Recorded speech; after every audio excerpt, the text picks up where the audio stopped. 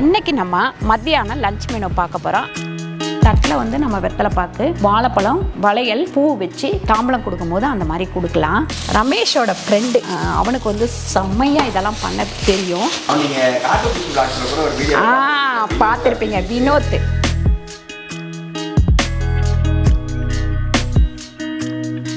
இனிமேலாம் நான் கடைக்கு முதலீடு போட மாட்டேன் அப்படின்னு சொல்லிட்டான். எனக்கு அவனுக்கு கோவம் வந்துடுச்சு.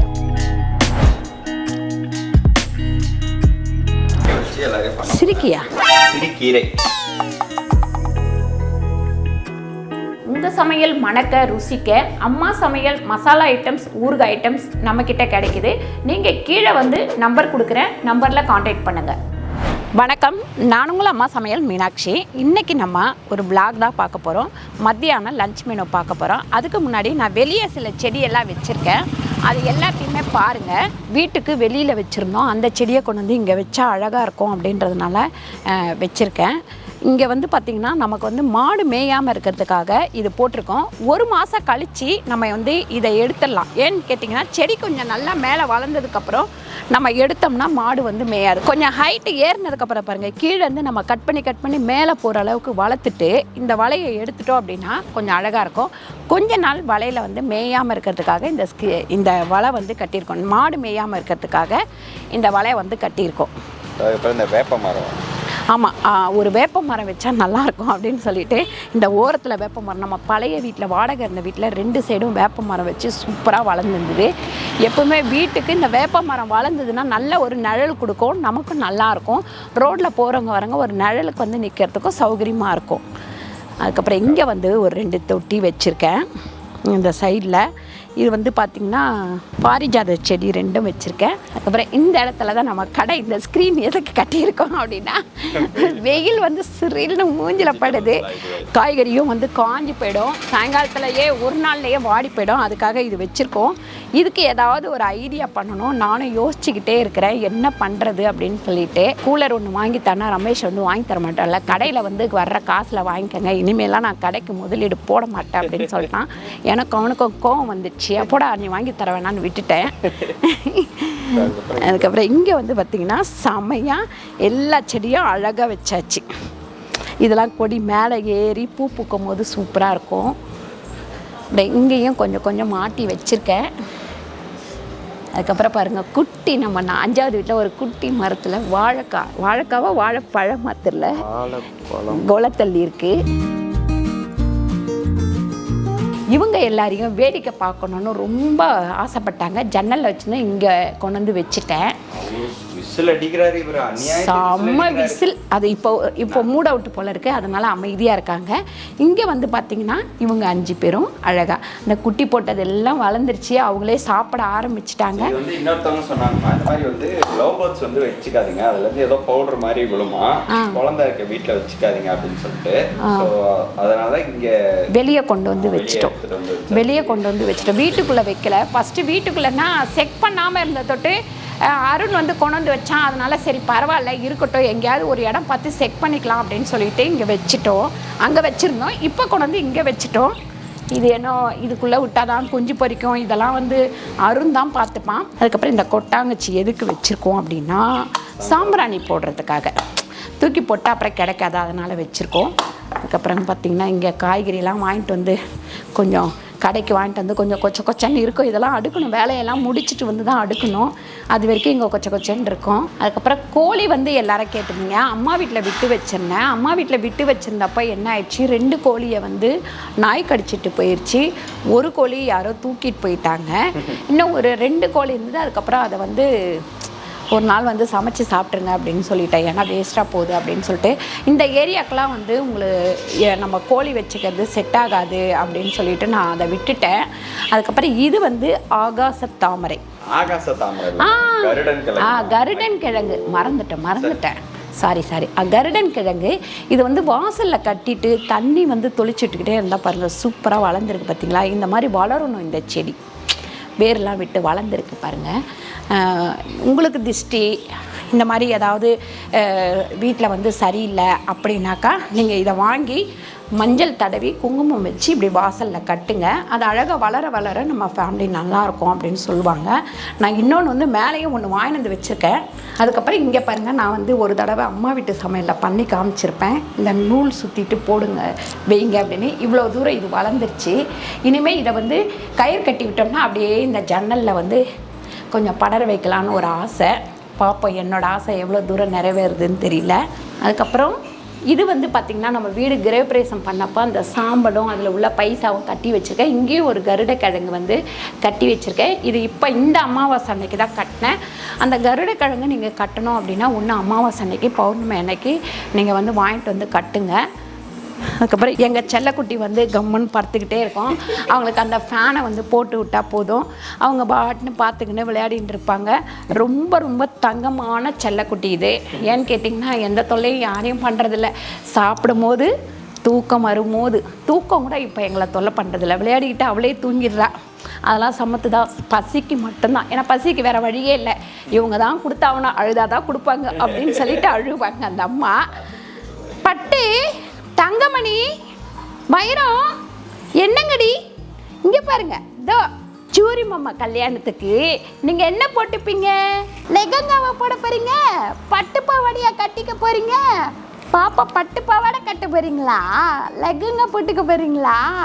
பெரிய பெரிய கொலுசு போட்டுப்பீங்களா? நீங்கள் டான்ஸ் ஆடுவீங்களா? பாட்டு பட்ட டான்ஸ் ஆடுவீங்களா? எப்படி ஆடுவீங்க? தை தை தை தை தை அப்படி ஆடுவீங்களா நீங்கள்? அப்படி ஆடுவீங்க? நான் பேசுகிறத விட சூரி பேசினா தான் நல்லா வந்து சிரிப்பாகும். சூரி அதுக்கப்புறம் அருண் இவங்களை வந்து அவளுக்கு ரொம்ப பிடிக்கும். ஆம்பளை பசங்களை மட்டும்தான் அவளுக்கு பிடிக்குது பொம்பளைங்களை விட. இப்போ வந்து நம்ம சமைக்க ஆரம்பிச்சிடலாம். இதில் வந்து இன்றைக்கி வந்து சிறுகீரை வச்சு புளி போட்டு கடைய போகிறேன். நிறைய பேர் சிறுகீரையை வந்து புளி போட்டு கடைய மாட்டேன். சிறுக்கியா? அதான் நானும் யோசிக்கிறேன், என்ன சிரிக்க வச்சு பண்ண போறீங்க அப்படின்னு சொல்லி. சிறுகீரை தெளிவாக சொல்லுங்க. சிறுகீரை வச்சு புளி கடைச்சல். இதில் பச்சை மிளகாய் வந்து ஒரு 15லேருந்து 17 கிட்ட போட்டிருக்கேன்.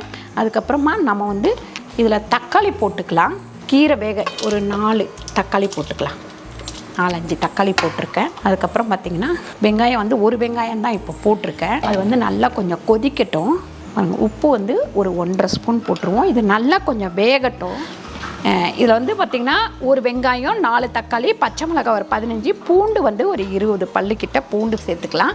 அதுக்கப்புறம் பார்த்திங்கன்னா மஞ்சத்தூள் வந்து கொஞ்சமாக ஒரு 1/4 டீஸ்பூன் அளவுக்கு மஞ்சத்தூள். இது நல்லா கொதிக்கட்டும். கொதிச்சதுக்கப்புறம் இதில் நம்ம கீரை போடலாம். அதுக்கப்புறம் இதில் வந்து எண்ணெய் ஊற்றிக்கலாம். கருவோடு தொக்கு தான் வைக்க போகிறேன். அதுக்கப்புறம் ஒரு 20 பல்லு பூண்டு வந்து தட்டி எடுத்துக்கலாம். இது வந்து கருவோடு தொக்குக்கு. கீரைனாலே எங்கள் பாட்டி வந்து கருவோடு தொக்கு தாண்டா வைப்பாங்க. ஒன்று கருவோடு வறுப்பாங்க, இல்லைன்னா தொக்கு வைப்பாங்க. அதோட என்ன சொல்கிறது, ஏதோ சொல்லுவீங்களே காம்பினேஷனோ காம்பினேஷன்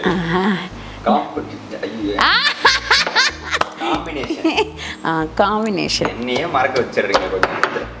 நானே காம்பினேஷன் நல்லா இருக்கும், சூப்பராக இருக்கும்.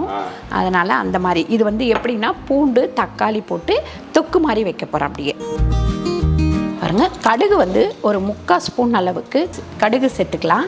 அது நல்லா பொரியட்டும்.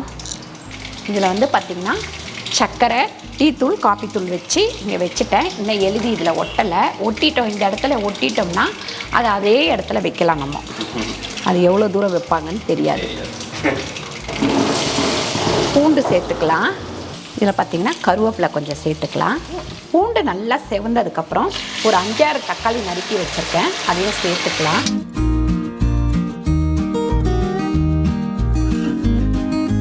கருவேப்பிலையில் வந்து உப்பு இருக்கும், அதனால் ஒரு 3/4 ஸ்பூன் அளவுக்கு உப்பு சேர்த்துக்கிறேன். மஞ்சத்தூள் 1/4 டீஸ்பூன் சேர்த்துக்கலாம்.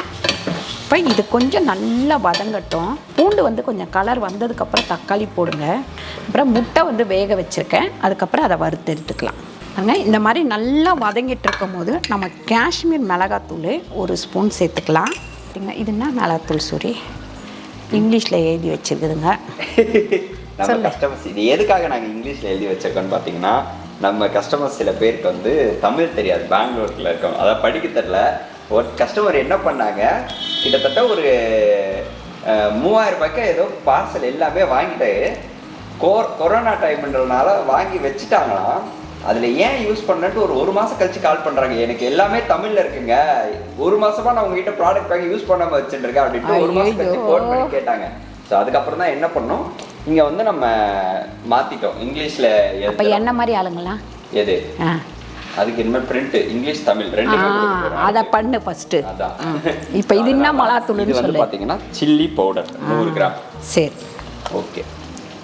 வெறும் மிளகாத்தூள் வந்து ஒரு 2 ஸ்பூன் சேர்த்துக்கலாம். சேர்த்துட்டு நல்லா வந்து இப்படி கலக்கி விடணும். தண்ணியெல்லாம் ஊற்றக்கூடாது. நீங்கள் நல்லா கழுவி எடுத்துக்கணும். இந்த மாதிரி கொதிக்கும் போது நம்ம போடணும். அதெல்லாம் போட்டுட்டு நல்லா இந்த மாதிரி கொதிக்கும் போது கீரையை சேர்த்துருங்க.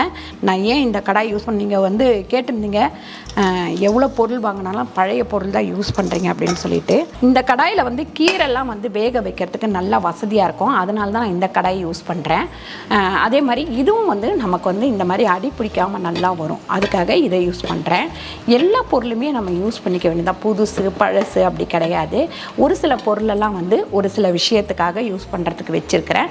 வீட்டில் நம்ம நார்மலாக சமைக்கும் போது தான் அந்த பழைய பாத்திரம் வச்சு சமைச்சிக்கலாம் அப்படின்றதுனால பழைய, அதுதான் சொல்கிறேனேப்பா. புது பாத்திரம் வந்து ஒரு விசேஷ டைமில், ஒரு இது டைமில், ஃபங்க்ஷன் டைமில், இந்த மாதிரி வீடியோக்கு அந்த மாதிரி சில டைம் நம்ம வீடியோக்கும் இந்த பாத்திரம் காமிச்சிக்கலாம். சில டைம் இல்லை, இங்கே பாருங்க கமெண்ட்ஸ்க்கு வரும், பல டைம் நீங்க அந்த பாத்திரம் தான் காமிக்கிறீங்க அப்படின்னுவாங்க. அது இல்லப்பா, நான் என்ன சொல்றேன்னா உனக்கு புரிய பார்த்துட்டு இருக்கேன். சொல்லுங்க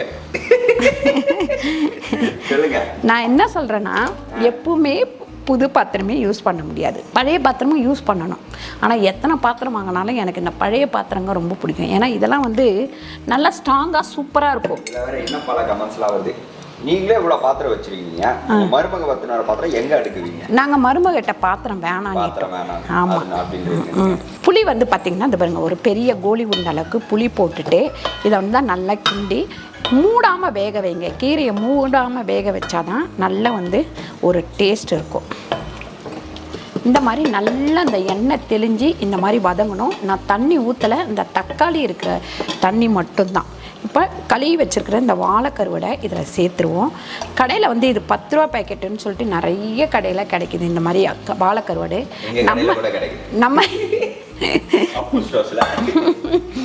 நம்ம வந்து கடை வச்சிருக்கிறத அங்கேருந்தே கருவடெல்லாம் எடுத்துக்கிறது. ஆமாம், அதுக்கு முன்னாடியெல்லாம் வந்து காசிமேடு போகும், அதுக்கப்புறம் ராயபுரம். ராயப்பட்டியா? இது வந்து கொஞ்ச நேரம் அப்படியே இருக்கட்டும், நல்லா வேக பாருங்கள். இந்த கருவோட தொக்கு வந்து ரெடி ஆயிடுச்சு. அவகிட்ட நாங்கள் பேசிக்கிட்டே இருக்கணும். பேசலை அப்படின்னோடனே அவள் கூப்பிட ஆரம்பிச்சிட்டா. ஆளை யாரையுமே காணோம் அப்படின்ட்டு லக்ஷிதா வந்து கூப்பிடுறா. வரேன் பாப்பா, பாப்பா வந்துட்டேன், வரேன்டா தங்கம், தோ வரேன்டா, வரேன்டா.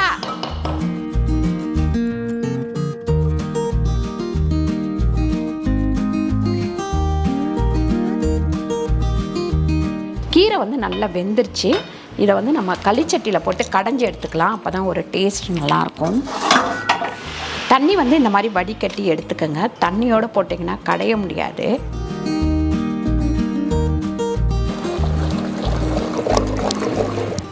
கீரை வந்து நல்லா கடைஞ்சாச்சு. அதை தாளிச்சிக்கலாம். ஒரு 3 ஸ்பூன் அளவுக்கு எண்ணெய் போட்டுக்கலாம். எண்ணெய் நல்லா காயட்டும். பாருங்கள், கீரைக்கெலாம் கொஞ்சம் வடகம் போட்டு தாளித்தோம்னா நல்ல ஒரு டேஸ்ட்டோடு இருக்கும். அதனால் நான் வடகம் போட்டுக்கிறேன். வடகம் போட்டுட்டு நல்லா வந்து செவக்கட்டும். அதுக்கப்புறம் காஞ்ச மிளகா வந்து கொஞ்சம் போட்டுக்கலாம். ஒரு 5-6 காஞ்ச மிளகா வந்து போட்டிருக்கேன். அந்த வாசனையே அப்படியே தூக்குது. உங்களுக்கு வந்து வடகம் சாப்பிட்டு பழக்கம் இல்லாதவங்க இந்த மாதிரி கீரை மீன் குழம்புக்கு, அதுக்கப்புறம் கூட்டுக்கு, இதுக்கெல்லாம் ஒரு தடவை தாளித்து பாருங்கள். கண்டிப்பாக வந்து விடவே மாட்டீங்க. அந்த டேஸ்ட்டு, அந்த மனம், இது யூஸ் பண்ணவங்களுக்கு இது இல்லாமல் சமைக்கவே வராது அப்படின்ற ஃபீல் உள்ளவங்கலாம் நிறைய பேர் இருக்கிறாங்க. எங்கள் பாட்டியெல்லாம் இதை போடாமல் சமைக்கவே மாட்டாங்க. நானாவது வந்து இல்லைனாலும் சமைச்சிருவேன் பரவாயில்ல அப்படின்னு சொல்லிட்டு. இதை எடுத்து இதில் கொட்டிப்போம். இந்த கடாயிலேயே நம்ம முட்டை வந்து அப்படி பெரட்டி எடுத்துப்போம். அதுக்கு வந்து எண்ணெய் வந்து பார்த்திங்கன்னா ஒரு 7லேருந்து 8 ஸ்பூன் அளவுக்கு எண்ணெய் போட்டுக்கோங்க. எண்ணெய் நல்லா காயட்டும். சோம்பு வந்து ஒரு 1/4 டீஸ்பூன் சேர்த்துக்கலாம். அதுக்கப்புறம் வெங்காயம் ஒரு 6 வெங்காயம் நறுக்கி வச்சுருக்கேன். வெங்காயமும் கருவேப்பிலையும் சேர்த்துக்கலாம். மஞ்சள்தூள் ஒரு 1/4 டீஸ்பூன் சேர்த்துக்கலாம்.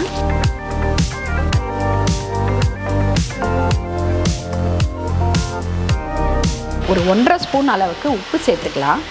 வெறும் மிளகாத்தூள் வந்து ஒரு 2 ஸ்பூன் சேர்த்துக்கலாம். அதுக்கப்புறம் மட்டன் மசாலா 1 ஸ்பூன் சேர்த்துக்கலாம். இது ரெண்டையும் போட்டு நல்லா வதக்கிப்போம். நல்லா வந்து வெங்காயம் வதங்கட்டும். பாருங்க, முட்டை உரித்து இதில் போட்டுடலாம். ஒரே ஒரு இது பண்ணிக்கலாம், அதாவது கோடு ஒன்று போட்டுக்கலாம். அந்த மசாலா வந்து உள்ளே போய் சாடுறதுக்காக கத்தி வச்சு ஒரு கோடு. பாருங்க, சூப்பராக ரெடி ஆயிடுச்சு. முட்டை வெங்காய வதக்கல் வந்து ரெடி ஆயிடுச்சு. இதை எடுத்து ஒரு பாத்திரத்தில் போட்டுருவோம். பாருங்கள், இன்றைக்கி மத்தியானம் லஞ்சை முடிஞ்சிச்சு. முட்டை வறுவல், அதுக்கப்புறம் பார்த்திங்கன்னா கருவாடு தொக்கு, கீரை கடைஞ்சாச்சு. அதுக்கப்புறம் பார்த்திங்கன்னா இப்போ நம்ம என்ன ரெடி பண்ண போகிறோம்னா, ரெடி பண்ண போகிறது கிடையாது, உங்களுக்கு வந்து நான் காமிக்க போகிறேன். சுனிதாவுக்கு வந்து பூ முடிக்கலான்னு நான் வந்து 5ஆம் மாதம் பூ முடிக்கலான்னு பிளான் பண்ணேன். பூ மாலைலாம் டிசைன் பண்ணி வாங்கியிருக்கோம். இது வந்து பார்த்திங்கன்னா நம்ம ரமேஷோட ஃப்ரெண்டு, அவனுக்கு வந்து செம்மையாக இதெல்லாம் பண்ண தெரியும். வேணும்னா சொல்லுங்கள், நீங்கள் வந்து அவனோட நம்பர் வேணும்னா நான் கொடுக்குறேன். நம்பர் போடுறேன். ஏன்னா அவன் வந்து ஆக்சுவலி இந்த பூ ஒர்க்கு, டெக்கரேஷனு எல்லாமே வந்து செம்மையாக காலேஜ் ஃப்ரெண்டு. வேறு வேலை பண்ணிகிட்டு இருக்கான். இது வந்து சும்மா அப்படியே இதுவாக பண்ணிகிட்டு இருக்கான். இது சைடில் பண்ணிகிட்ருக்காப்புல. பாருங்கள், சூப்பராக அழகாக பண்ணியிருக்காப்புல. டிசைன் கேட்டப்போ சுனிதாவோட சாரிக்கு தகுந்த மாதிரி ஒரு டிசைன் போட்டிருக்காப்புல. எங்கே இருந்தாலும் சரி, கல்யாணத்துலேருந்து எல்லா ஃபங்க்ஷனுக்குமே அவன் வந்து ஃபுல் அண்ட் ஃபுல் பண்ணுவான். அந்த மாதிரி இதோ பாரு, அவன் நீங்கள் காட்டுப்பூச்சி பிளாக்ஸில் கூட ஒரு வீடியோ பார்த்துருப்பீங்க, வினோத். பாருங்கள், சூப்பராக வந்து நம்ம மாலை வந்து எப்படி இருக்குது அப்படின்னு சொல்லிட்டு சொல்லுங்கள். முன்னாலே நான் வந்து ரெடி பண்ணி வாங்கிட்டேன். ஏன்னா ட்ரெஸ் பண்ணுறதுக்கு வந்து மறுநாள் ட்ரெஸ் பண்ணுறதுக்கு எல்லாமே ரெடி பண்ண முடியாது, அந்த நேரம் பண்ண முடியாது அப்படின்னாலும் இன்றைக்கே நான் எல்லாமே ரெடி பண்ணி வச்சுட்டேன். அடுத்த நாள் இன்றைக்கே நான் சுனிதா கிட்டேயும் கொடுத்து அனுப்பிச்சிட்றேன். மறுநாள் அவங்க வந்து மேக்கப் போடுறவங்க வந்தாங்கன்னா அவங்களே எல்லாமே ரெடி பண்ணிவிடுவாங்க. அதுக்காக நான் இன்றைக்கே வாங்கிட்டேன். இந்த மாலை எப்படி இருந்தது, அதுக்கப்புறம் அது வேணியா, இந்த தலையில் வைக்கிறது வந்து வேணியா அது பேர், அது எப்படி இருந்ததுன்னு சொல்லிட்டு சொல்லுங்கள். இதெல்லாம் பார்த்திங்கன்னா நம்ம தட்டில் போட போகிறோம். இதெல்லாம் வந்து சுனிதா சொன்னாப்புல, அம்மா நீங்கள் எவ்வளோ வேலை செய்வீங்க, இதெல்லாம் கொடுத்து அனுப்புங்க, நான் போட்டு ரெடி பண்ணிக்கிறேன், டாம்பில் தட்டலாம் அப்படின்னாப்புல. அதனால் நம்ம வந்து இது அப்படியே செட்டாகவே கிடைக்குது. இது இப்படி செட்டாக வாங்கும்போது நமக்கு கொஞ்சம் ஈஸியாக இருக்கும். வெத்தலை பாக்கு இதெல்லாம் போடுறதுக்கு வந்து சௌகரியமாக இருக்கும். அதுக்கப்புறம் வளையல் 2 வச்சு கொடுக்க போகிறோம். இந்த தட்டில் வந்து நம்ம வெத்தலை பாக்கு, வாழைப்பழம், வளையல் இது எல்லாமே வச்சு பூ வச்சு தாம்பலம் கொடுக்கும்போது அந்த மாதிரி கொடுக்கலாம். அதுக்கப்புறம் லாவண்யாவுக்கு வந்து நான் வந்து கிளியராக என்னால் எடுக்க முடியல. இப்போ 5ஆம் மாதம் பண்ணுறோம் அப்படின்னாக்கா ஒரு 5 தட்டு, 5 விதமான சாப்பாடு. அதுக்கப்புறம் பார்த்திங்கன்னா நம்ம புடவை எடுத்து கொடுக்குறதுனா எடுத்து கொடுக்கலாம்.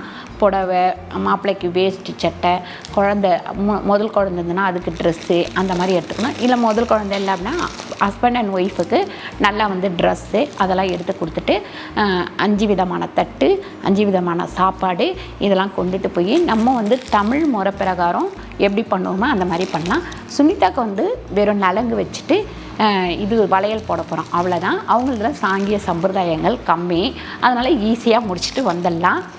இது எல்லாத்தையுமே நம்ம எடுத்து வச்சுருவோம். பாருங்கள், இன்றைக்கி வீடியோவில் இவ்வளோ தான். நாளைக்கு வீடியோவில் நான் வந்து எல்லாத்தையும் கவர் பண்ணுறேன். அதாவது எப்படி வந்து தட்டு ரெடி பண்ணுறோம், நாங்கள் கிளம்புறது, அங்கே போய் பண்ணுறது எல்லாமே உங்களுக்கு தனியாக ஒரு வீடியோ போடுறேன். காலையிலேருந்து சாயங்காலம் வரைக்கும் நான் வேலை செய்கிறேன் அப்படின்னு சொல்லிட்டு நீங்கள் பார்க்கணும். எப்படி மேனேஜ்மெண்ட் பண்ணுறீங்க, டைம் மேனேஜ்மெண்ட் எப்படி பண்ணுறீங்க அப்படின்லாம் நிறைய பேர் கேட்டிருக்கீங்க. அந்த மாதிரி வீடியோ வேணும்னா கீழே வந்து கமெண்ட் பண்ணுங்கள். நான் காலையிலேருந்து சாயங்காலம் வரைக்கும் என்னெல்லாம் பண்ணுறேன் அப்படின்னு சொல்லிட்டு உங்களுக்கு வீடியோ போடுறேன். இந்த வீடியோவில் என்னென்ன உங்களுக்கு யூஸ்ஃபுல்லாக இருந்தது அப்படின்னு சொல்லிட்டு கீழே வந்து கமெண்ட் பண்ணுங்கள். இந்த வீடியோ உங்களுக்கு பிடிச்சிருந்தால் லைக் பண்ணுங்கள், ஷேர் பண்ணுங்கள், சப்ஸ்கிரைப் பண்ணுங்கள், ஃபேஸ்புக்கில் ஷேர் பண்ணுங்கள், மறக்காமல் கமெண்ட் பண்ணுங்கள். நன்றி, வணக்கம்.